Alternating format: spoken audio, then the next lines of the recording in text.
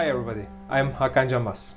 The topic of this week will be about the Great Reset and its relationship with the climate change and global warming. Before starting our topic, I would like to ask you not to forget to like this video after watching it and subscribe to my channel for the continuity of it. In this video, I will give you all the points of the puzzle. And if you watch the video till the end, you will able to combine all the points that's given to you and understand what's really going on currently in the world. Let's start. The climate change related to the global warming is the most vital problem of the Earth and of course the most crucial problem of mankind.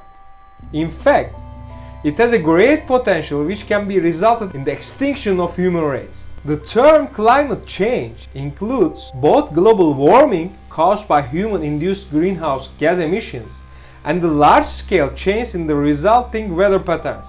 Although there have been previous episodes of climate change in the Earth history, currently mankind has a strict dominated impact on Earth's climate system. Sorry to say that, but it's causing a change on a global scale. The greatest driving force behind the warming is greenhouse gas emissions, started by the first industrial revolution in the 18th century.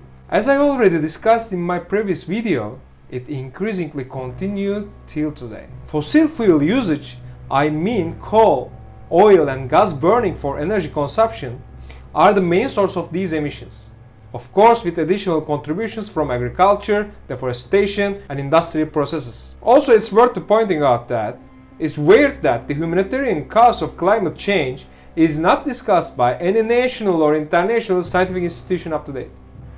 The temperature rise is accelerated or reduced by climate feedback, such as loss of snow and ice cover that reflects sunlight, increased water vapor, and change in land and ocean carbon sinks. These climatic changes can be given as drought, desertification, instability and deviations in the precipitation, typhoon, storm, tornado, etc. It manifests itself with symptoms such as increase in meteorological events. According to the Paris Agreement, which I will discuss later on, the world's average temperature increase should not be more than 2 centigrade degrees annually.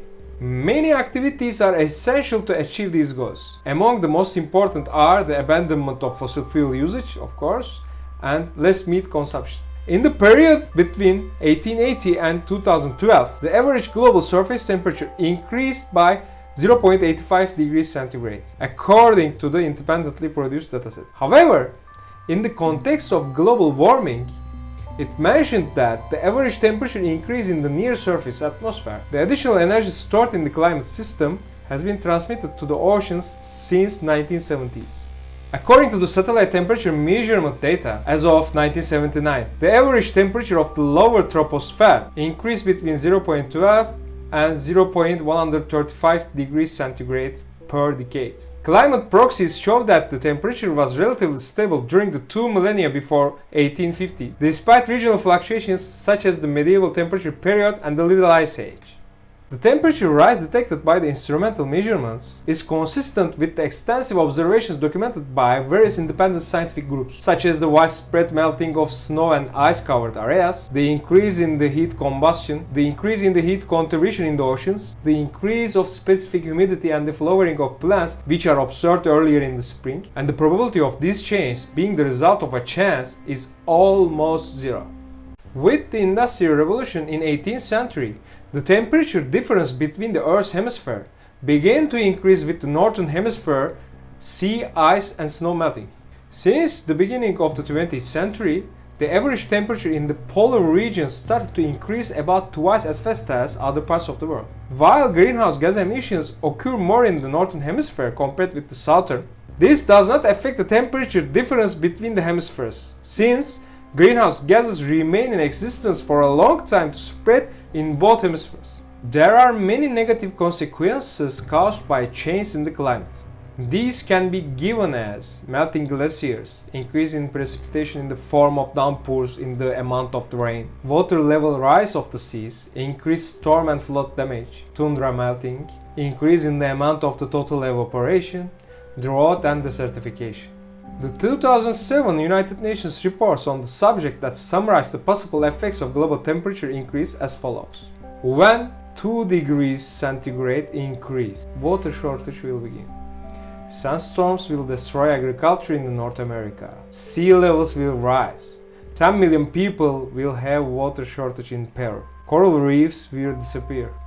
30% of living species of the planet will face extinction. 5 degrees centigrade increase.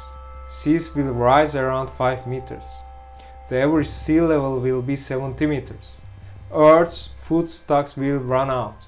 6 degrees centigrade increase.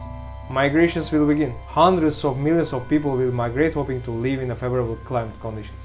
For the aim of keeping the increment less than 2 degrees centigrade, at the 21st meeting of the parties held in Paris at the end of 2015, 180 countries signed the Paris Agreement, which will come into force after the Kyoto Protocol. Agreement goes every individual on Earth needs to emit less than a ton of carbon dioxide annually. To enable Earth warming mitigation, which means fewer greenhouse gases released into the atmosphere and greenhouse gases absorbed from the atmosphere, many things need to be done and many things required. Among the most important things, governments should abandon fossil fuel subsidies, shut down coal-fired power plants, and use less natural gas-burning power plants. In fact, again, this brings us to the subject of fusion energy, which we also discussed in our earlier videos. Now I would like to mention about a BBC article which is dated to May 2019. According to this, decreasing the human-related effects of global warming is possible with the less usage of planes, the less usage of cars, buses and trains, using video conferences instead of business trips, and walking and riding bicycle in short distances, and so on. Familiar with the activities that you are currently doing? Global warming levels are currently 1.5 centigrade degrees more in lands compared with the years 1850 to 19,000. It definitely needs to be prevented before reaching to 2 centigrade degrees, as it can cause a kind of a chain reactions which starts with the shortage of water. It can be resulted in uncontrollable collapse. Because of that, each activity that has a negative effect on climate change should be reduced. There is a certain need of a change on the energy systems that are currently being used. All should be changed with the clean energy systems which use renewables or nuclear energy sources. Please watch my previous video, The Great Reset, IR40 and Energy Revolution, for the details of this. Now, let me explain the main reason of what we are currently living for the last 1 year worldwide. The pause during the lockdown created by the pandemic resulted around 7% decrease in global emissions in 2020. Herein, it's worth pointing out that the United Nations states that there is a need of decrease of 7.6% every year until 2030 to avoid climate and ecological disaster. This means we need to maintain the same decrease every year as if we were living in lockdown to stop the global warming. Otherwise, in the light of current data gathered in the last 150 years, it is certain that we will have a water shortage soon. Sea levels will rise following that, and the migrations will start in the next step. To sum up, we are in the boundary.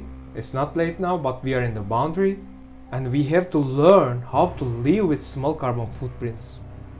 There is no other way of saving our world. I will continue to be with you by sharing the interesting topics related to energy, petropolitics and environment. Please don't forget to like my video and subscribe to my channel for the future videos. Regards.